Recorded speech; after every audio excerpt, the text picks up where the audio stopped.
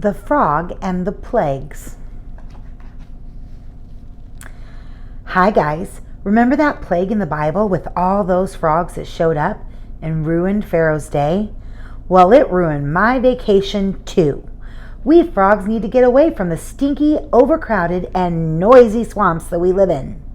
Burrup, burrup, burrup, all day long.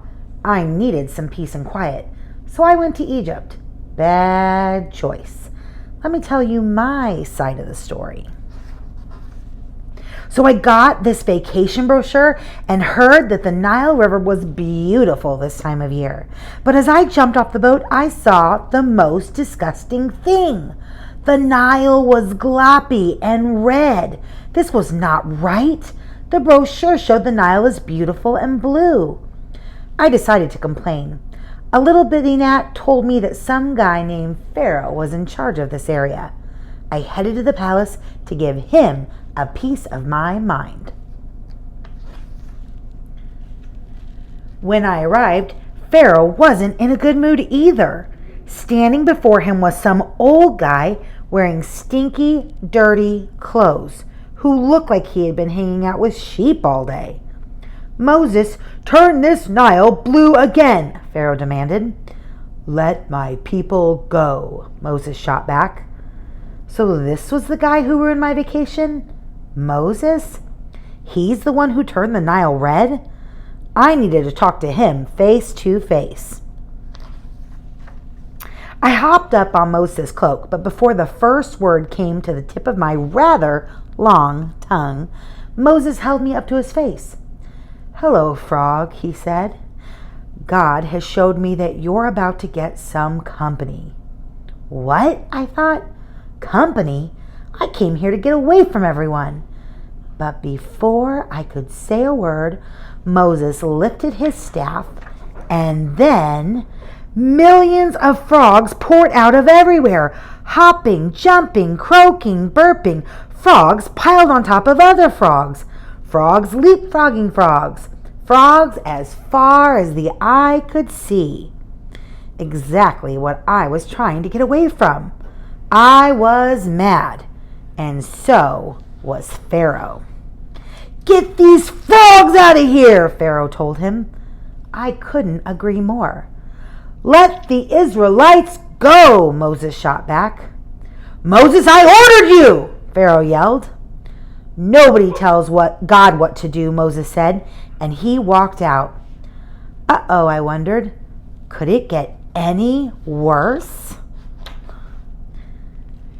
It could. Once the frogs were gone, billions of nasty gnats flew into town. I usually don't mind having a gnat or two around, but they were all over the people, all over the cows. They were everywhere.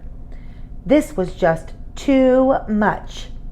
I found that gnat I spoke to before. He wasn't too happy either. All of his relatives flew into town, and he didn't have enough food to feed them all. Now I was really getting hopping mad.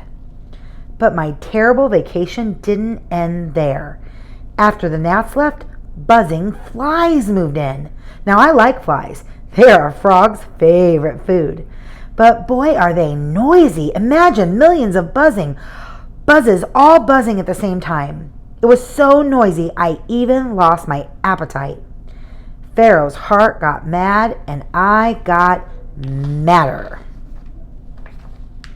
Next, all the animals got sick, coming down with stomach aches, burning fever, itchy eyes, non-stop drooling, running snot, earwax buildup, scratchy skin, swollen tongues, and achy feet.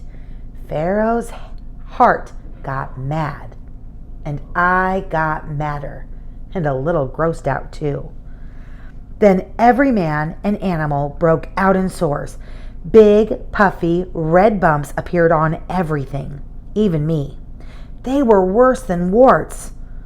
Pharaoh's heart got mad, and I got madder.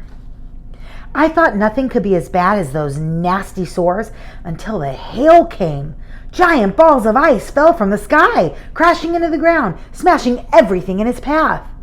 Pharaoh's heart got mad, and I got madder. Then came the locusts. Locusts devour everything in sight, and they have the worst table manners. They eat with all 6 of their hands and talk with their mouths full. They don't even use a napkin.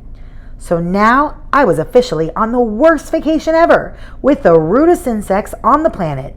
Congratulations to me.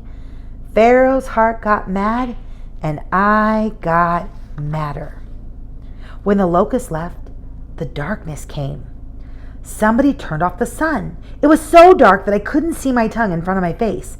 I couldn't move because I was afraid to trip over something, so I stood in one place for days.